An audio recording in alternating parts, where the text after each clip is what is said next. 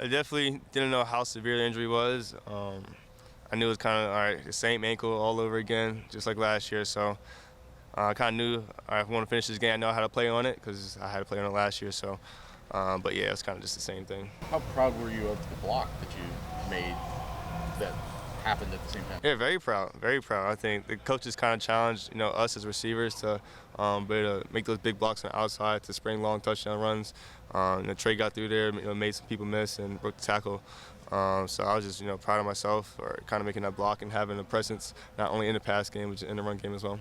Going through it now this time, but then as a college football player, are there any differences or similarities between when you guys went through it in high school, watching him grow into a leadership role versus right now? No, I think one thing's really cool about college, he's the same guy all the time, no matter where he's at. Depth chart wise, fighting for a spot, being a starter. He's the same guy every time. I think that's the kind of person he is. He has the confidence in himself that he can go out there and perform at a high level. But he's the same guy every time, real calm, cool, and collected. I think, going into that last game-winning drive, no one had probably more confidence in themselves than him. So that's just the kind of guy he is. Chip, does life feel any different after scoring that touchdown? Honestly, no.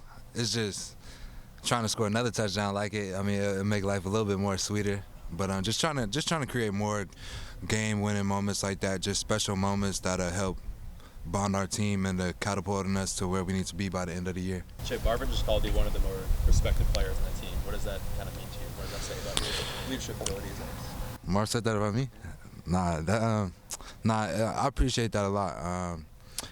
I work day in, day out. I mean, I just come into the building with a hard hat mentality, just like another work day, just trying to stack days. But it means a lot that I got my peers like Marvin saying that. But I mean, just seeing his work ethic and like all the wide receivers' work ethics, like that type of stuff makes you want to grind harder. When you come to Ohio State and you're around great players and you see what they do in their daily routine, it makes you want to add something new or different to like your nuance or your routine. So definitely seeing those guys work hard definitely, strives me to work harder and ultimately achieve greatness. When you make a play like that in that moment, does that validate your decision to transfer here and become a Buckeye? It definitely does, but at the end of the day, ultimately, it's God's plan and God's way. I'm just grateful that I was just available to be in that moment, whether if that's like health-wise, durability-wise, but I'm just grateful that I was an option to even be put in at the end of the game, and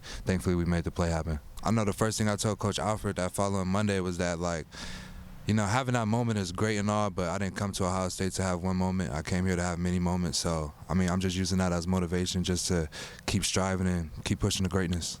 How long does it take to come down from that? Not long at all. I mean, this team, we're very goal-oriented, so we know what has to be done by the end of the season and who's the real big test at the end of the season. But, that was a great test just to see for the first time what our team was made of. And I'm kind of sure we all reassured each other, like, all right, we got each other's back throughout the stretch of the season.